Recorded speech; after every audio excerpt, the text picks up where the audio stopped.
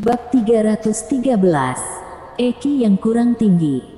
Wajah Winston tampak muram. Bastian masih tidak merasakan apa-apa. Ia masih mengira bahwa ia berhasil mempermalukan Louis. Ia merasa sangat bangga.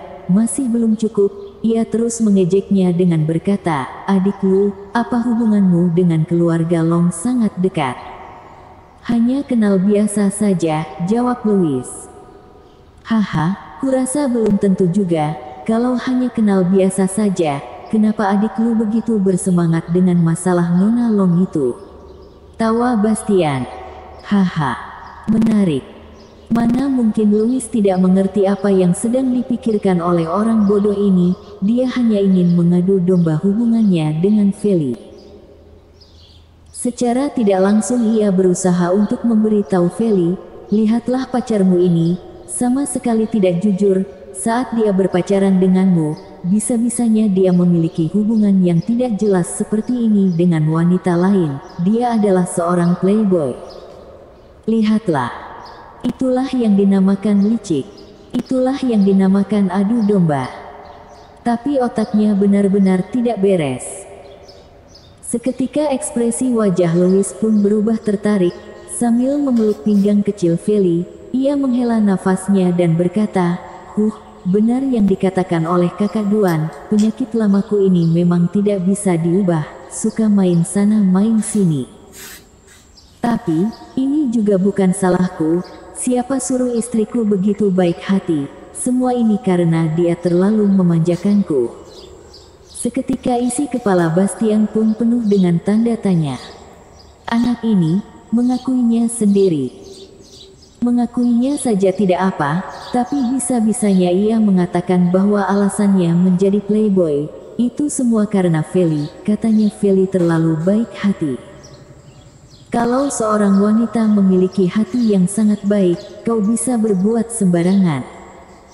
Benar-benar tiak tahu diri. Bastian benar-benar merasa kasihan pada dewi pujaannya. Ia menatap ke arah Feli, lalu bertanya, "Adik kelas Luo, kau bisa menerimanya?" Feli mengusap-usap keningnya dan berkata, "Siapa suruh aku menyukainya? Apalagi yang harus kulakukan jika aku tidak bisa menerimanya?" Perkataannya sangat mengejutkan. Perkataan Feli itu seketika langsung membuat Bastian tercengang. Apa maksudnya itu? Karena menyukainya, ia rela membiarkannya berhubungan dengan wanita lainnya.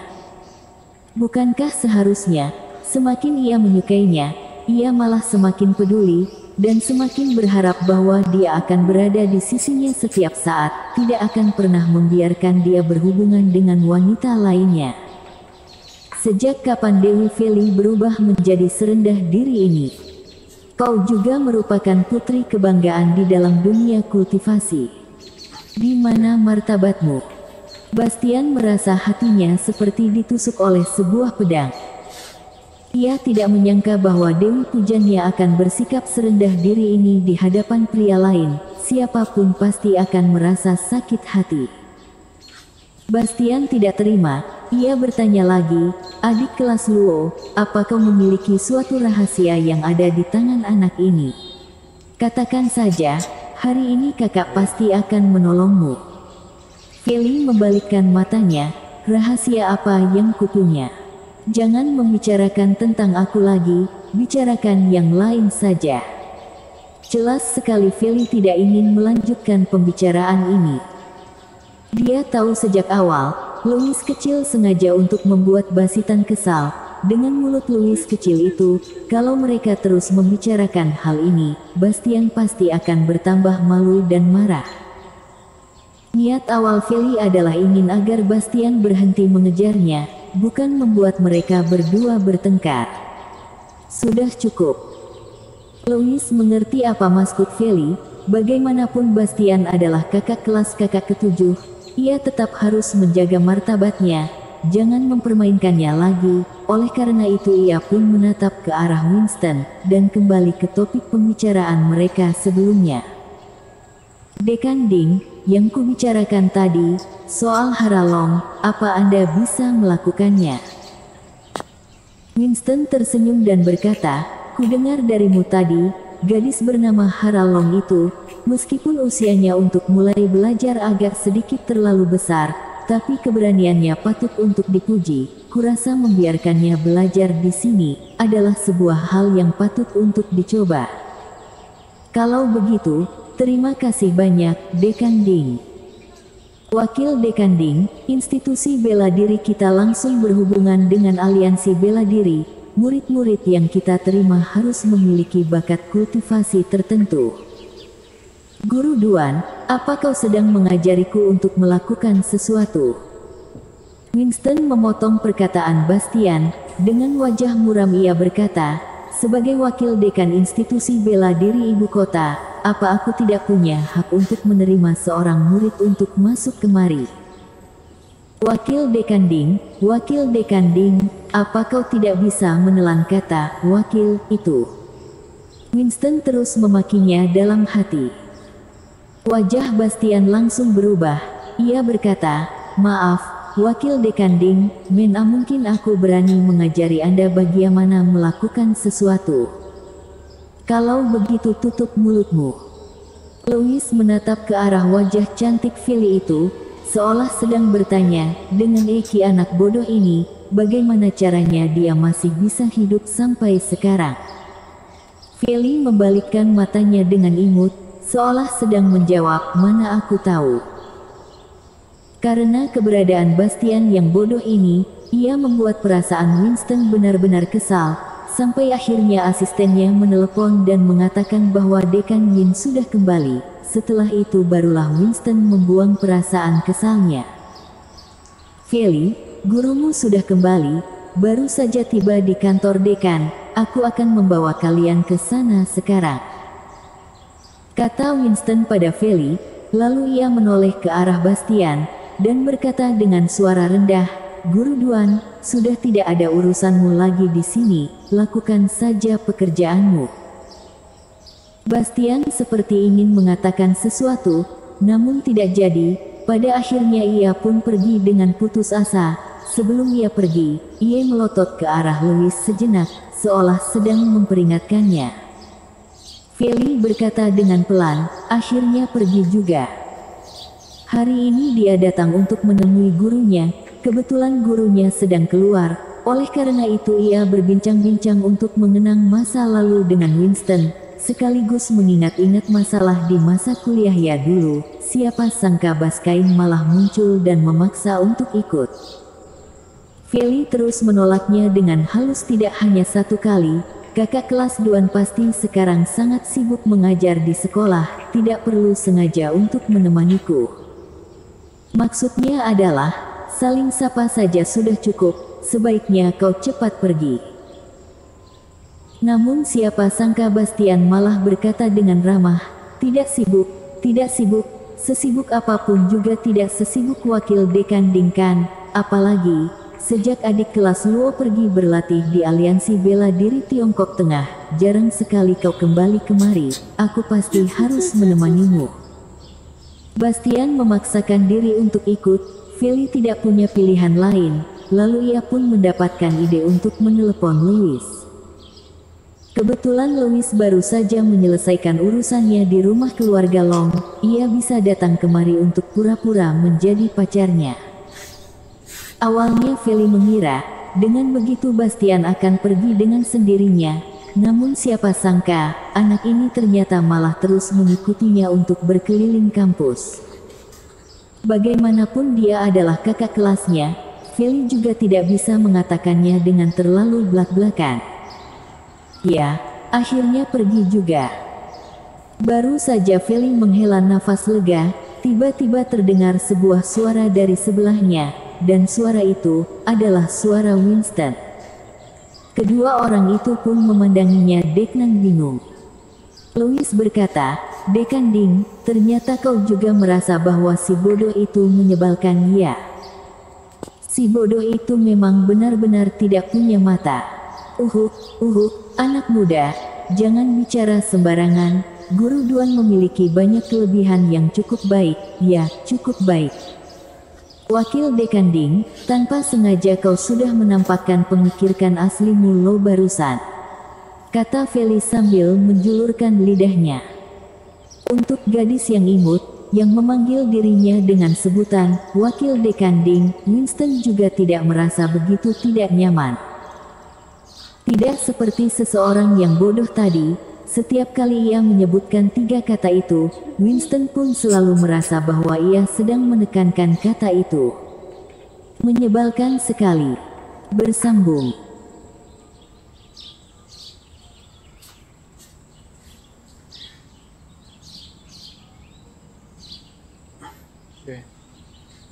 Bab 314. Yunayin. Di kantor dekan. Seorang wanita yang mengenakan setelan kerja berwarna putih perak, sedang duduk di belakang mejanya sambil membaca data. Rupanya sangat tidak biasa, auranya juga sangat cantik, sangat dewasa. Dia adalah dekan institusi bela diri ibu kota, Yunayin. Selain itu, dia juga adalah guru bela diri Feli Luo. Tingkat kultivasi Yuna sendiri sebenarnya tidak bisa dibilang sangat tinggi, tapi jika membicarakan masalah kekayaan akan pengetahuan, ia sudah membimbing banyak sekali murid yang sangat berprestasi, dan salah satunya yang paling dibanggakan adalah Feli Luo. Di usianya yang seperti ini, Yuna duduk di kursi dekan, dan mengalahkan Winston Ding yang pengalamannya jauh lebih banyak darinya. Tentu saja ini adalah satu hal. Dan di sisi lain, karena latar belakang Yuna cukup hebat, ayahnya, Philip Yin, adalah dewa pelindung aliansi bela diri pusat ibu kota. Siapa yang berani membuat masalah dengannya? Dekan, mereka sudah tiba, kata sang asisten setelah mengetuk pintu. Tadi saat Yuna baru saja kembali, asistennya memberitahunya, Feli datang ke sana untuk menemuinya, sudah sejak tadi. Yuna sangatlah ramah, ia juga sudah lama tidak bertemu dengan Feli, oleh karena itu ia hendak berjalan ke pintu kantor untuk menyambut mereka.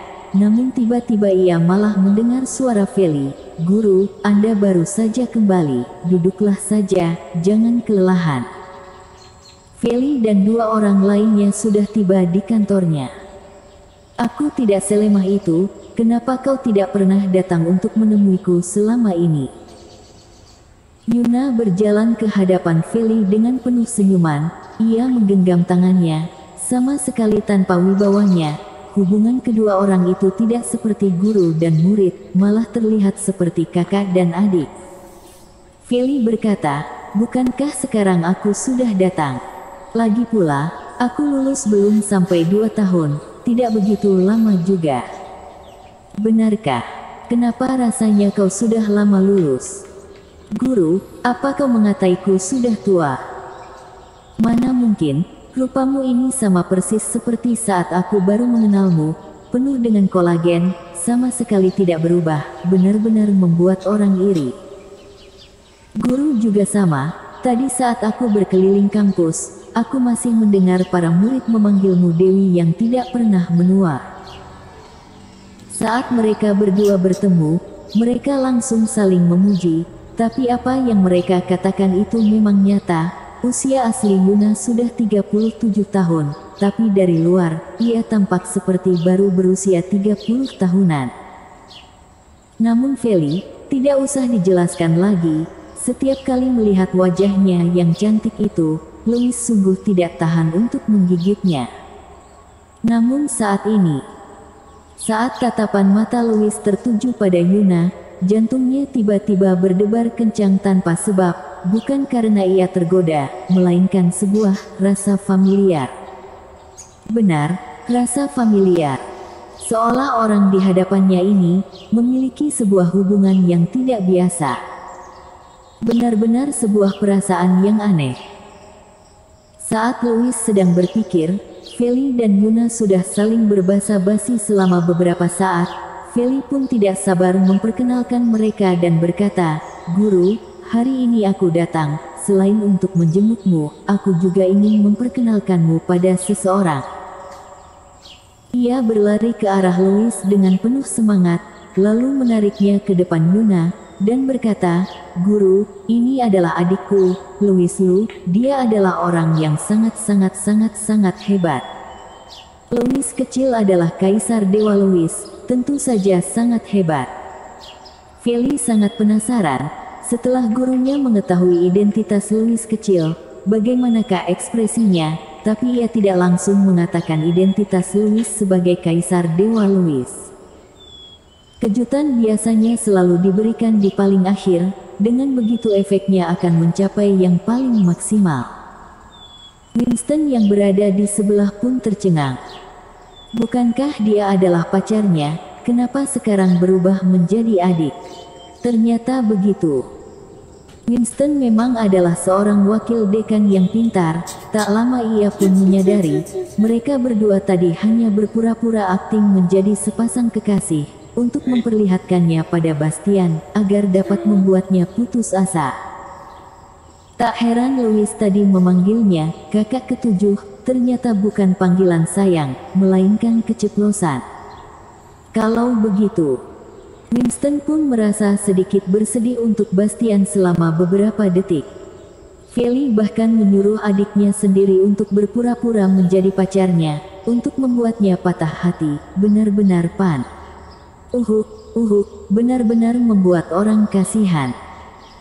Winston berkata, "Dekan, aku sudah berbincang-bincang dengan anak muda ini. Aku bisa merasakan bahwa dia adalah orang yang baik dan orangnya sangat jujur, sama sekali tidak berlebihan."